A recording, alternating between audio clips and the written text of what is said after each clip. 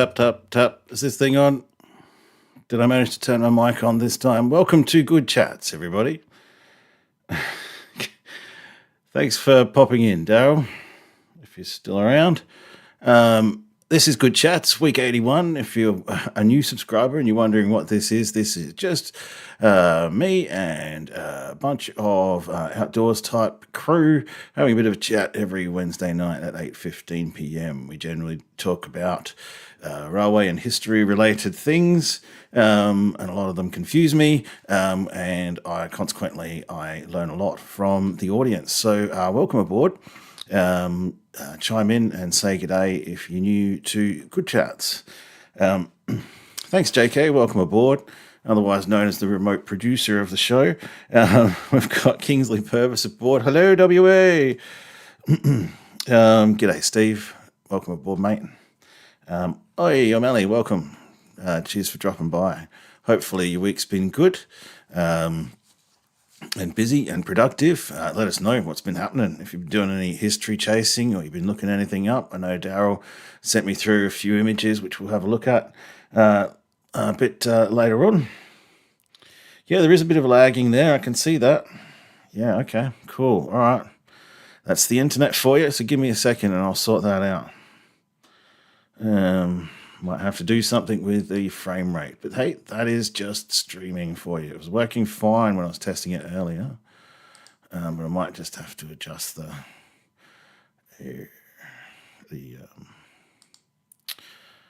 output a bit. Okay, we'll turn the CPU usage preset up to ultra fast and see if that manages to do anything. We just have to monitor that for a minute. So thank you for bearing with me. I might even... G'day, Andy Munro. How you going? Thanks for dropping in. Yeah, that is part of the point of this stream, right? I'm just an amateur guy, just bumbling my way through like everybody else does, and really you just learn by doing these things. Sometimes for some people it works out easily and works out quickly. Okay, I can see it's still lagging there. Not receiving enough video. I'm getting error messages now. There have been streams where the internet just would not work, so I had to kind of call it a night before. So let's apply that bit rate and see whether or not that does anything. I've upped the bit rate output as well. I may even just have to reset the whole thing. Okay, fine, let's set that back. That's not working out all right.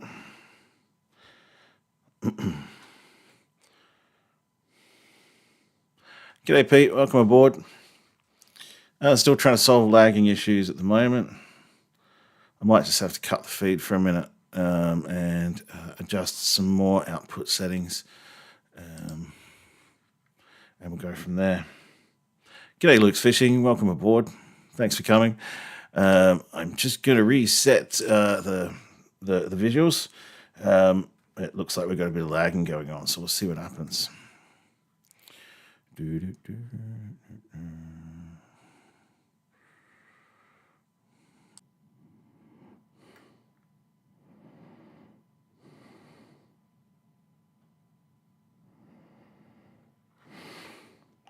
Okay, so I managed to switch the stream back on. It's telling me now that my stream health was excellent, but you know, that's generally what happens when you get a black screen.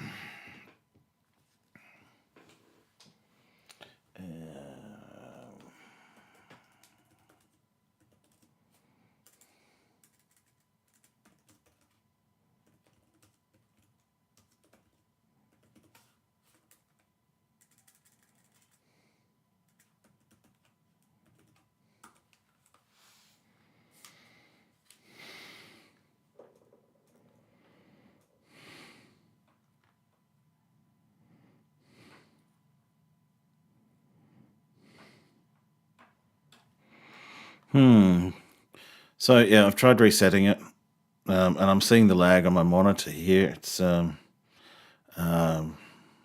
kind of unwatchable, really. Sorry.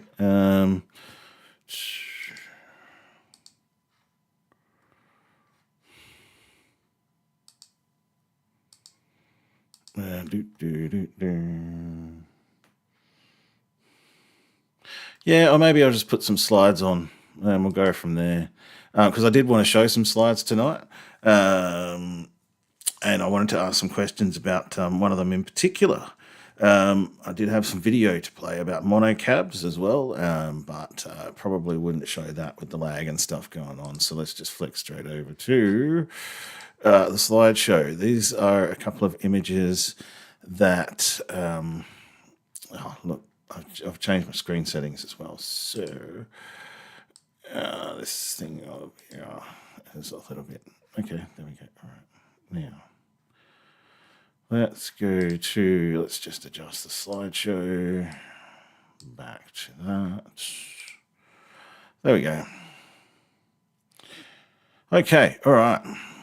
So Daryl sent in some images. I'm still, again, obviously, just adjusting all my screen sizes here because they've all been messed up since I had to change the stream output resolution. There we go, that fits now. Always something with this streaming stuff. Endlessly entertaining. Okay, so these are of Thevenard and Sejuna. Thanks, Daryl, for pitching in. If you can give us a bit more context behind these, that'd be great. You all know I was over there last year doing a video. And it's one of those places you don't get to very often. It's funny how they had drones back in the day, or I'm guessing that without drones they just kind of climbed really tall towers. But this scene has certainly changed over the years, that's for sure. If you don't know, Thevenard is the port of Sejuna. It's a little way out of Sejuna. They're kind of not separate towns, but they are considered to be separate places, I think, in some ways. No, I don't want to transition. I want to flick this. There's a steam train at Thevenard. Back in the days of Thevenard. No, that's not the footy oval. I think it was, maybe it was the footy oval. You'd be the authority on that one. But these days, it's all industrial. Oh, look, we've gone back to that one. There was 2 copies of that. So there you go. Saltworks is still there, churning away. So now we're moving into some photos that I very graciously received from the guys at the National Railway Museum. And these are photos of the old Dry Creek Explosives tramway.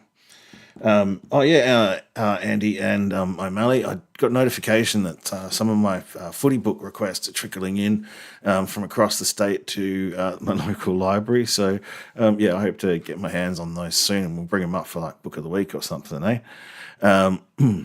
So this is the Dry Creek Tramway. All these images come with some excellent metadata attached to them, descriptions and dates and all that kind of stuff. And here we are looking at Dry Creek Station back in the day. I don't have the metadata right in front of me right now, but this was the Chemistry Corporation of South Australia, I think, or something like that. Funny name. And I'm not sure whether they were recreating things at the time, but the rail to the explosives only lasted until the 50s, I think. It's super easy with that one card thing that they've got going on, and I just log on and I just do my search, Andy, and it comes up with the ones and it tells me where they are all over the state. Not unsurprisingly, these regional footy books are scattered around in regional libraries, and you can order a hold on them and get them sent to your local library, and they'll let you know when they're there. And I think that is such a cool thing. And then you can return the books back to that library as well, and they'll send them back out to their libraries, I guess. I don't know. Super cool service, and gives me access to things that I wouldn't normally have without having to pay for them. So yeah, hey man, the taxes have got to work somehow. So anyway, let's move on through this because there's a bunch of slides here, and I will continue to add that all of these are copyright the National Railway Museum. I've got a right to use them in things, like the live streams here and within my videos. But yeah, it's the kind of thing you want to talk to them about. Yes, you're right, Daryl. The footy oval is a bit back towards Ceduna on the coast there. So this was how that explosives tramway started out, as a horse-drawn carriageway system. These are some of the mainline carriages that would have carried the explosives further afield. G'day, Re-L. Welcome aboard. Update for everyone who's just come aboard. The stream's having real bad video lagging issues tonight. So we're just going to go through this slideshow, and I've got a few questions about this as well. In particular, I've got a question about the Swan Alley trestle, which unfortunately is at the very end of the video, but we'll talk about that. Those of you who know the Northern Connector in Adelaide and might drive along it, you'll know that there's a really long trestle bridge out there in the salt pans, the mangroves, on the western side of the Northern Connector, and that's the Swan Alley trestle. And I've got a photo of it here, but I'm still not sure what that was all about or where it went or what it did. Research always leads you somewhere else. So here are some more of the explosives vans. We're just going to cruise through. I've got questions about this crossing, which there appears that there were 2 tramways there now, and I have only found evidence of, well, not found evidence, but researched evidence of 1. So this is getting a bit deeper now. This was the pier at the end of Broad Creek, which I'm booking a kayak tour to get myself a kayak, and me and my daughter are going to kayak up the end there and see what remains of all of this today. So this video is opening up a few rabbit holes and a few more things that Hoops I've got to jump through to complete the narrative that I've got in my head. And so we're cruising through this wharf. There's remains of this wharf, and that's what I'm intending to capture video of if I go up that way. So in it comes a message. There, Melly. There we go. What do you got?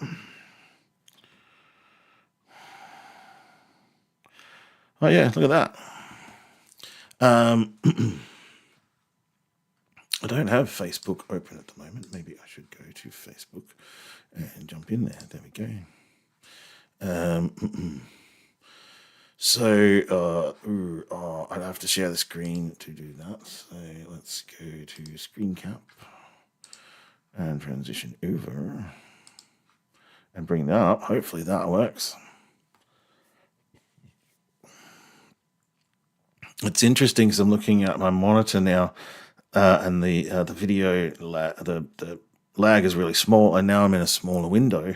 My video doesn't seem to be lagging anymore, so maybe the internet has improved itself in the last 10 minutes.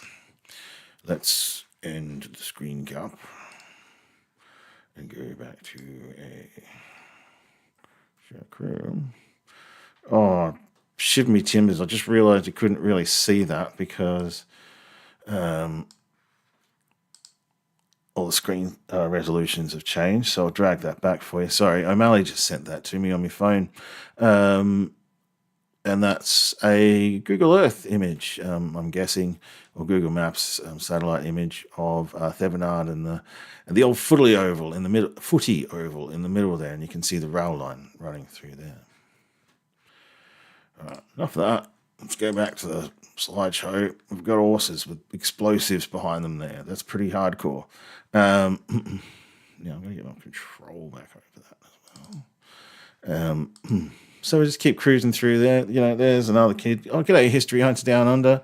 Here's a photo of a kid playing by the railway lines. The old explosives tramways. And again, everything I'd researched only indicated one, but now I'm starting to be like two, and nobody's really explaining this to me, so I have questions. If anybody knows anything about those Dry Creek tramways or has Googled anything quickly while we're on the live stream here, because I'm often surprised about what the team comes up with that hasn't come up in my research.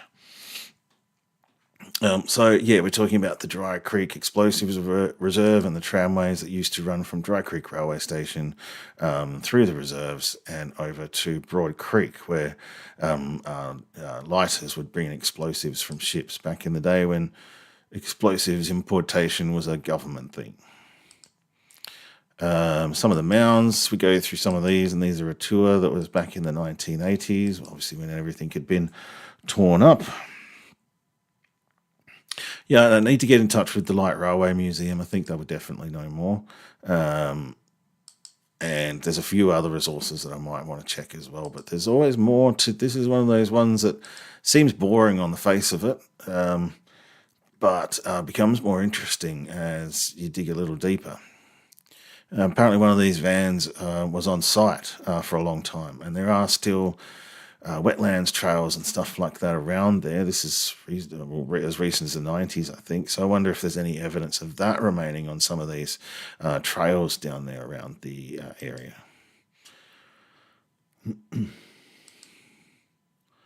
Yeah, so the light railways might be able to tell me as well about the old trestle. So yeah, this is a real urban explore scenario right out the back, right under everyone's noses, basically. These photos obviously indicate one of the problems that they had back then was occasional flooding by high tides, and all the way along the line. And this also gives an indication of just how much earthworks have been done to change things and put in roads since there was a railway there. As you can tell, these days it would be mostly underwater. High tide. A whole bunch more images. So many images of this old railway line. There it is being overtaken by the tide. It would be great to get landside access to this place, but I'm pretty sure it's all private property under either ICI or Jerkovic or whoever it is these days. Lots and lots and lots of photos. I'm not sure what that bit's about. Yep, a few more rails in place there. Be interesting to go see what I can find. I also might go for a walk in there into the wetlands this weekend, actually. There's the same little railway line as we saw before, but in black and white. This was back in the 90s or 80s, I think, these photos were taken, so there'd be very, very little evidence of it today. You can see out there to Angus Inlet and the like. So it should be a fairly easy paddle to get over to Broad Creek. I have been down that way. Yeah, depends what the tide and the wind's like. It's not far away. This is the Swan Creek Trestle. This is the last photo of the slideshow, and this is the one that I have many, many questions about as to why this was here. I'm not even sure that it carried railway, but I cannot find any information anywhere on the Swan Creek Trestle at this stage. You can see it on Google Earth. You can see it from the road, but it's just one of those things that hasn't seemed to had its story told anywhere on the internet. Not even some of my usual resources and go-tos. You won't find these images anywhere else because I had them provided to me by the NRM, which is pretty cool. All right, so that was the slideshow. But please, if anybody knows anything about that or pass it on to your mates, then just let me know.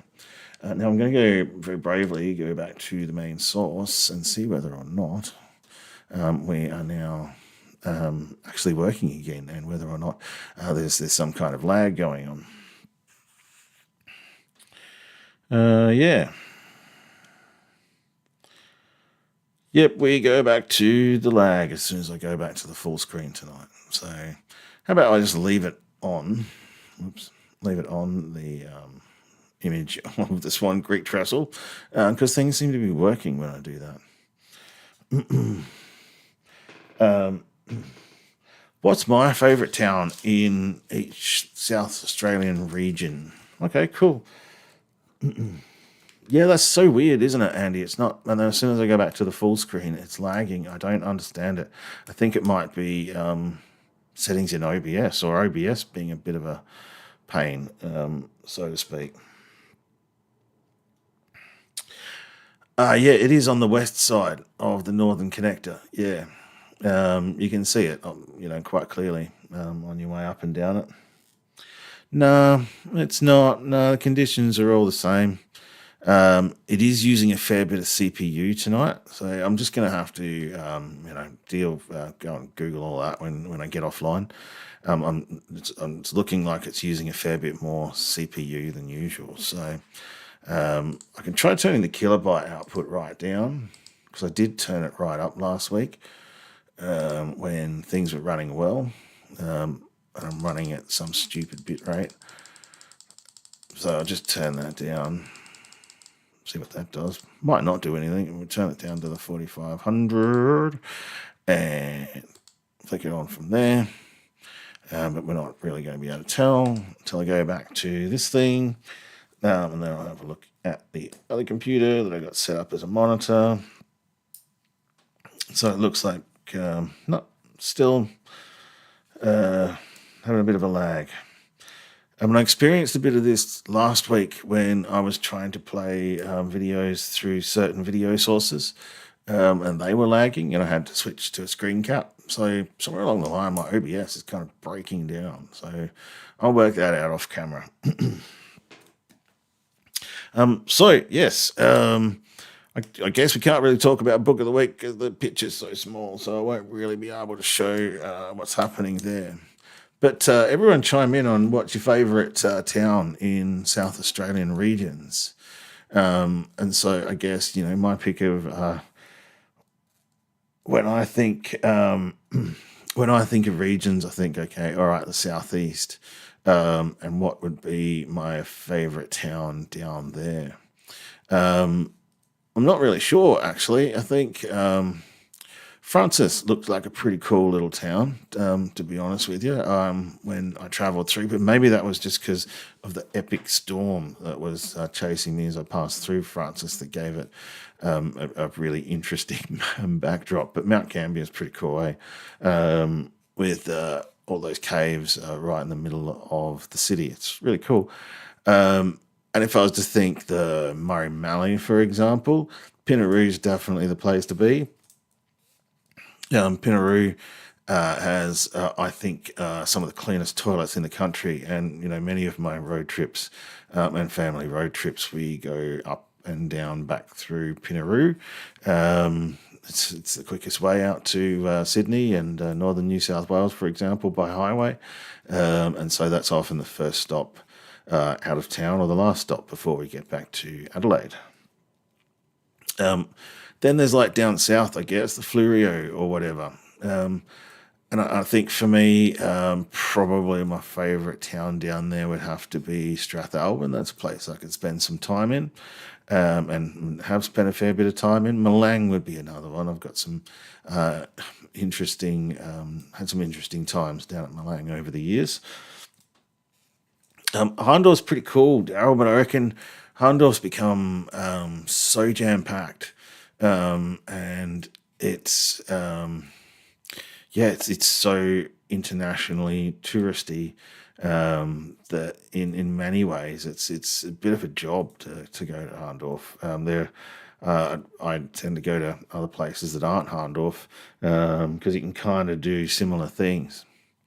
Peterborough is a nice town, a slowly dying town, and you can tell. I want to. Port Elliott's pretty cool. Yeah, Port Elliott's got a beautiful, beautiful beach down there in the harbour. Love it. Melly loves Yatna.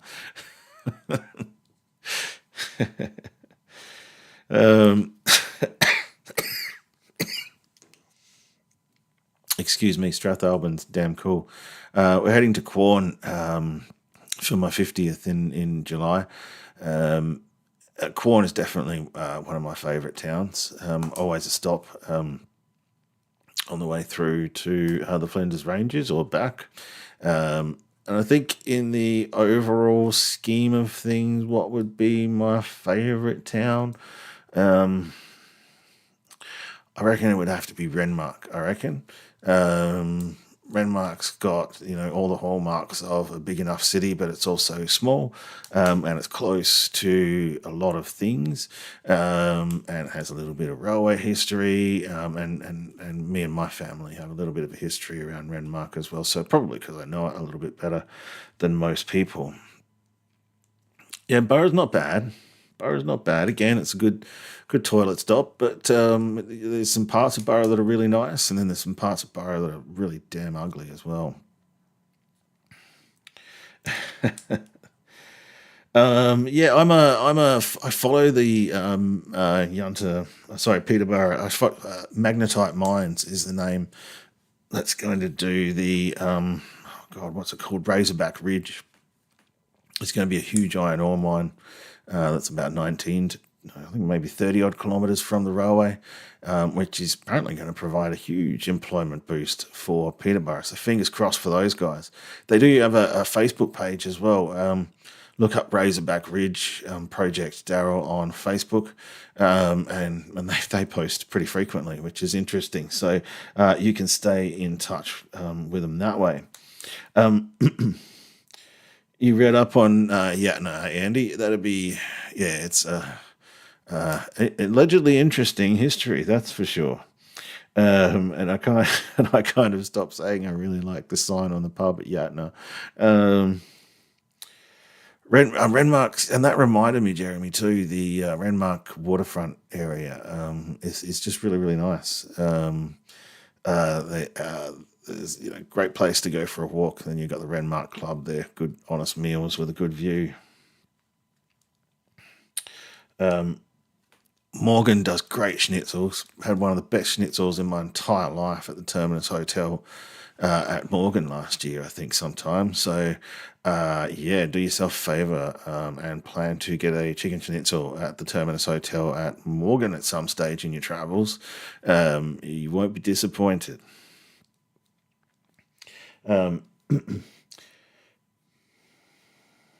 I'm looking forward to going to the Transcontinental Hotel for dinner, Pete. Really looking forward to that. I haven't stopped for food in Quorn yet. I've been through it quite a few times. Been photographing around it quite a few times, but this will be the first time that I've stayed there, so that'll be cool. The drone. Thanks for asking, Amalie, about the drone. It's sorted now, so they're going to pay for a repair. I'm not necessarily happy with the repair, but I have worked out a way that I can actually get a drone. Put it this way, I'm going to buy my mate's Mavic Mini 3 Pro drone and all the kit from him. Because I was probably the last person to fly that drone anyway after my drone had broke. It's done less hours than mine, and I know the history of it because we've generally gone flying the drones together, so I know exactly where this drone comes from. I'm going to buy that for the price of repairing the old one. So it's a win-win situation all around. It was a bit of a shit sandwich, to be honest, on Saturday when I first was looking at the idea of repairing it, because we all know that would be fraught with future danger. But drone repair guy didn't even open the case or open the drone to do the damage report. So I just had no confidence that everything would actually be fixed. When he actually goes to open it up, I'm sure there would have been a ton of issues inside there. So dodged a bullet, and it worked out really well. All right, cool. I can't even do the 5-minute warning tonight. I should try and put that up. I know, right, Jeremy? Seriously. As long as I live, I still keep making mistakes. So, I guess the best thing about all of this was that I managed to keep my cool throughout the whole scenario. It all just works out, and this situation has actually worked out for the better. It took time. It could very easily have gone further pear-shaped, but it's actually going to work out better. I'm going to keep everything as spares and going to have a bunch more batteries and all that kind of stuff. So it's going to work out really well. All right, guys. I can't call the 5-minute warning because of these streaming issues. So, as always, there's always more challenges to work through. I'm thinking of actually just transferring this whole shebang off this desktop, which is now a good 3 or 4 years old, and putting it onto my laptop, as it were, with far better processing power than most computers that I've ever had. I've got a weapon of a laptop, and I probably should start using it for this as well and not relying on this just because it has a big giant screen. You can't see it. It's just a big giant screen computer that I did a lot of work on over the years, but it's old now. Shouts out to Mitch and all the other lurkers who are out there tonight. Got a whole bunch of new subscribers this week. It's been one of the biggest weeks my channel has ever had. So hopefully I haven't scared them all off by going live and behind the scenes. But thank you for coming on board if you've been on board. Thank you to the replayers as well. As you will all quickly learn, things generally never go to plan here on Good Chats, but we find a way through. So Daryl, thanks for coming on board, mate, if you're still there. Kingsley Purvis, representing the WA crew. Thanks for coming on board again. Steve Klink, mate, thanks again for coming on board. JK, thanks again for popping in. Kane's guys, go and check out Kane's Trains channel. He premiered a video earlier, which was very, very interesting. O'Malley Tours around the grounds. Thanks for coming on board, mate. Great to have you again. Andy Munro, always a pleasure. You ask the coolest questions. Now, I need people to have a think about this Swan Alley Creek as well. Yeah, if you know anyone who might know anything, Swan Alley Trestle, God, that's on screen right now in the mangroves near St Kilda. Pete Donaldson, thank you for coming on board. Luke's Fishing, thank you for coming on board. Good to see you both again tonight. And we've got, who else has come on board tonight?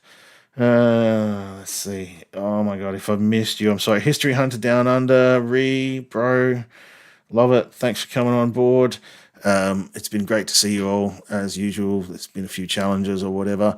So some of the video tricks that I had up my sleeve are not necessarily going to work tonight, but hey, that's good chance. We do this at 8:15 p.m. every Wednesday night, no matter if I even have to use a potato to do it. I'll make it happen. We'll see you next week. Cheers.